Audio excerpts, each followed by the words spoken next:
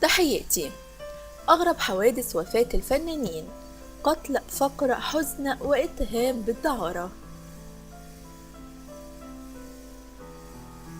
فنانين الزمن الجميل اللي أمتعونا وأبهرونا بأعمالهم الفنية الجميلة، كانت وفاتهم بهذه الطريقة الصادمة كانت صدمة كبيرة لنا.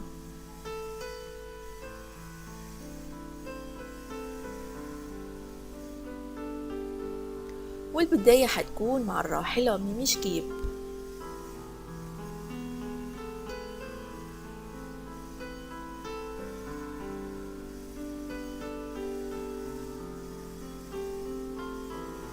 كانت ميمي شكيب سيدة أرستقراطية عاشت في القصور والسرايات، وكان لها مشوار طويل منذ دخولها إلى عالم السينما، حيث عرفت بضحكتها العالية الرنانة، لكن انقلبت حياتها رأس على عقب عندما ألقي القبض عليها عام 74 في القضية المشهورة باسم الرقيق الأبيض بتهمة إدارة منزلها للأعمال المنافية للآداب. وظلت حبيسة طوال فترة المحاكمة، حيث قيل إنها أصيبت بحالة من السم والبكم وتبكي طوال الوقت. وعلى الرغم من حصولها على البراءة، ظلت تعاني من التهمة ودخلت مصحة نفسية لعدة أشهر. فقدت ميمي شكيب حياتها بعدما تم إلقائها من شرفة شقتها بوسط البلد عام 83، ولم يعرف مرتكب الجريمة حتى الآن. المخرج نيازي مصطفى.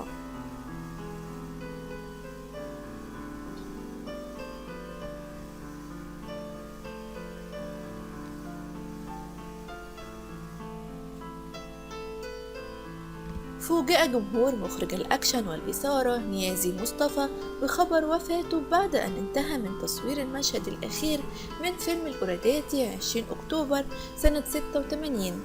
اكتشف طباخ الجثة في غرفة نومه، وكان يداه مقيدتان من الخلف بجرافطة،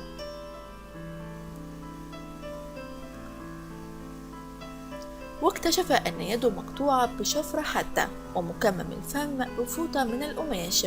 وبعد تحريات طويلة استمرت لسنوات، قررت النيابة حفظ القضية وتأييدها ضد مجهول بسبب علاقته المتشابكة والبصمات المتعددة داخل الشقة.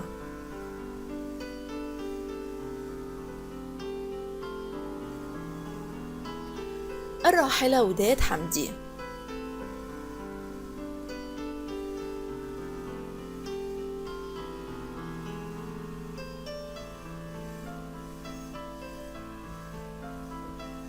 عرفت وداد حمدي بخفة دمها وإخلاصها للفن وتواضعها الشديد حتى وفاتها سنة 1994 على يد الريجيسير غالي.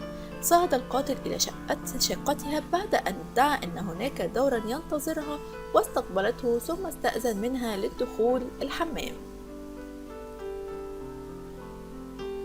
فطلبت أن ينتظر التجهيز له، لكنه تبعها في صمت مرتديا قفازا في يده. وعندما عرفت نيته ترجته ألا يؤذيها، لكنه طعنها بسكين في ظهرها وذبحها في رقبتها. وتمكنت النيابة من القبض عليه بعد 48 ساعة فقط، حيث وجدت خصلة من شعر القاتل في يد الضحية أثناء مقاومتها له، وتم تنفيذ حكم الإعدام فيه بعد وفاتها بعامين. الراحل عبد السلام النابلسي.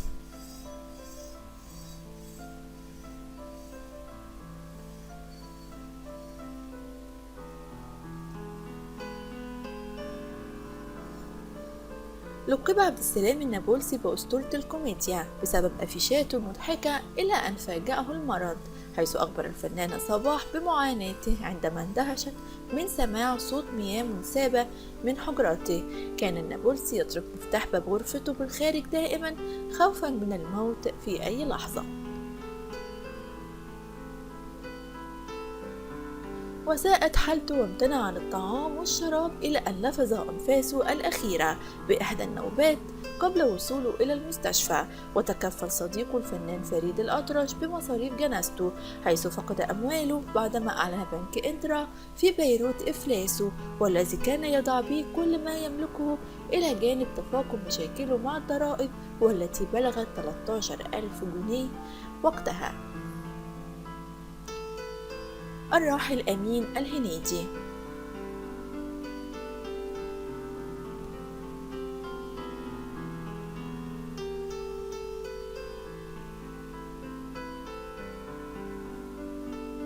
يعتبر أمين الهنيدي من أبرز نجوم الكوميديا بالمسرح المصري في فترة الستينيات والسبعينيات، لكنه عانى قبل وفاته عام 1986 من مرض عضال كان يتطلب أموالا طائلة للعلاج وفترات طويلة من الراحة.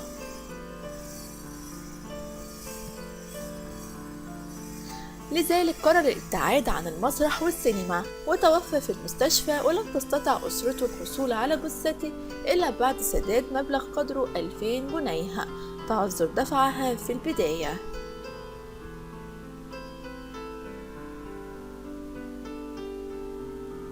الراحل علي الكسار.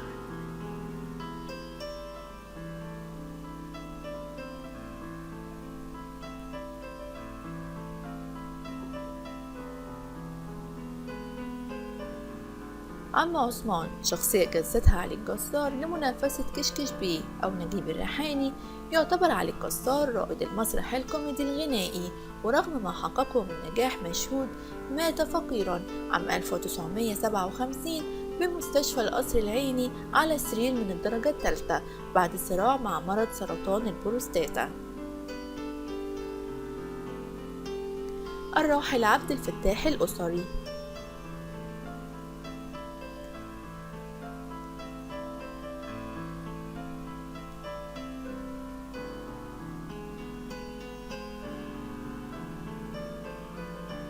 على الرغم من أنه أفنى عمره لرسم البسمة على وجوه الملايين، فإن سيرته الذاتية تجعله بطلا تراجيديا من الدرجة الأولى، حيث فقد الكسري نظره على خشبة المسرح أمام الفنان إسماعيل ياسين وصرخ فجأة مش شايف، وتم نقله إلى المستشفى حيث تبين أن ارتفاع نسبة السكر المسؤولة عن فقدانه البصر. بعد أن أصيب بالعمى طلبت منه زوجته الطلاق لتتزوج من صبي كان يعطف عليه القصري مما أصابه بالاكتئاب، وهدمت الحكومة بيته وانتقل للعيش في مساكن المظلوم بحي الشربية الشعبي. وأصيب القصري بفقدان الذاكرة بسبب تصلب شرايين المخ، ودخل المستشفى حتى مات عام 1964 ولم يحضر جنازته سوى 4 أشخاص. الراحلة فاطمة رشدي.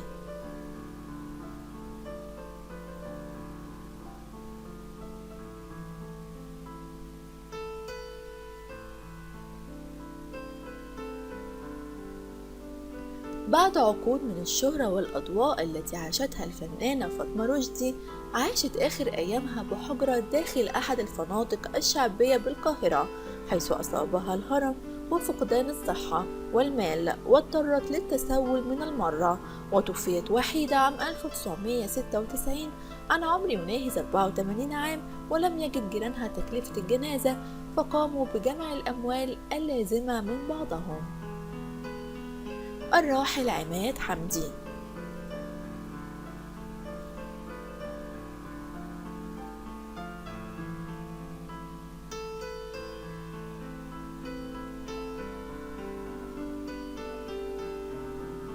على الرغم من الاختلافات والميول مع توأمه، فإن وفاة أخيه كان سبب أساسي في وفاته.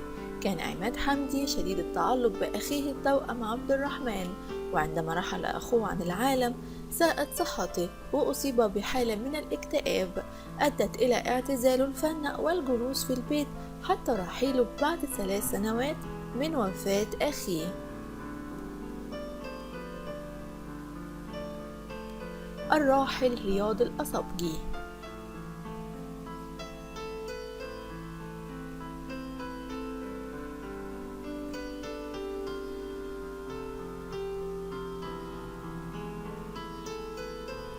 أفنى الشاويش عطية حياته في الفن، وضحى بوظيفته الحكومية من أجله، لكن في نهاية حياته أصيب بالشلل النصفي ولزم الفراش ولم يستطع توفير نفقات العلاج، واضطر ابنه للعمل حتى يعول أسرته وتوفير المال اللازم لعلاج والده. وفي عام 1962 أسند المخرج حسين الإمام للحضور في فيلم الخطايا، لكن عندما وقف أمام الكاميرا سقط القسوي على الأرض باكيا مما حدث له، وتوفى عام 63 بسبب عدم توفر المال لشراء العلاج. الراحلة زينات صدقي.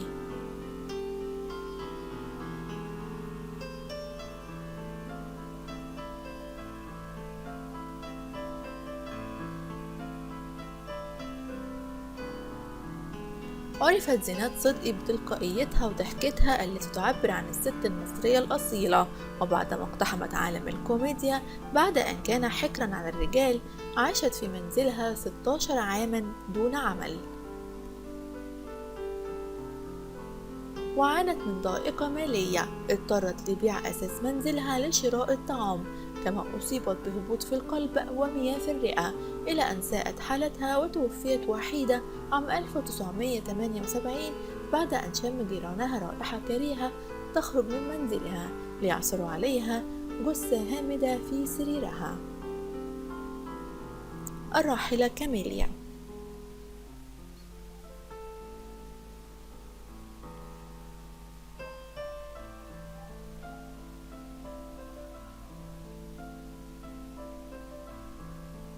استيقظت القاهرة يوم الجمعة 1 سبتمبر سنة 1950 على فاجعة غصت قلب الملك فاروق بسقوط الطائرة ستار أوف إحدى طائرات الخطوط العالمية في الدلن في حقول الدلنجات التابع لمحافظة البحيرة أثناء اتجاهها إلى روما بسبب حريق نشب فيها ما أودى بحياة 55 راكبا منهم الفنانة كاميليا التي كانت متجهة إلى سويسرا لعمل فحوصات طبية لمعرفة سبب التعب المتكرر في معدتها، والتي لحقت بالطائرة بآخر ساعة بعد أن تخلى الأديب أنيس منصور عن تذكرته لها بعدما التقاها مع الناقد الكبير حسين إمام عمر في مكتب الطيران لإعادة تذكرته بسبب مرض والدته لتذهب هي للموت بدلا منه في يوم الخميس 31 أغسطس عن عمر يناهز 31 عام.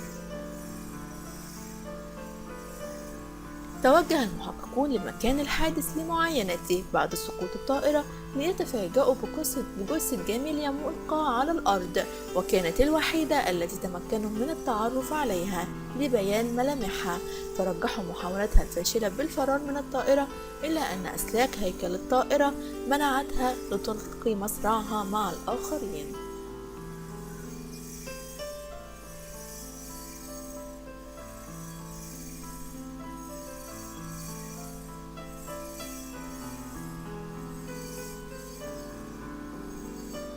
بالرغم من أن سبب وفاة كاميليا ظاهريا كان سقوط الطائرة الأمريكية بعد احتراقها، إلا أن الكثيرين لم يقتنعوا بأنها مجرد مصادفة، بل حاكوا قصص مؤامرات ونقبوا عن اليد الخفية في إحراق الطائرة متسائلين هل هو الملك فاروق أم الموساد الإسرائيلي، الكيانان اللذان ارتبط باسمهما طيلة السنوات نجوميتها في إشاعات مستمرة دون رد منها أو تعقيب عليها، بكونها إحدى نساء الملك المقربة له أم جاسوسة إسرائيلية تتآمر عليه وتوصل أخباره لأعدائه.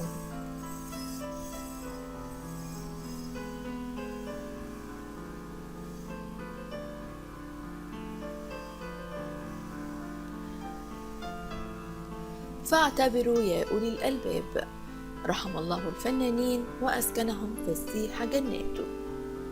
للاستمرار والمتابعة برجاء الاشتراك معايا في القناة والضغط على زر الجرس علشان يوصلك كل جديد. شكرا على حسن المتابعة وإلى اللقاء.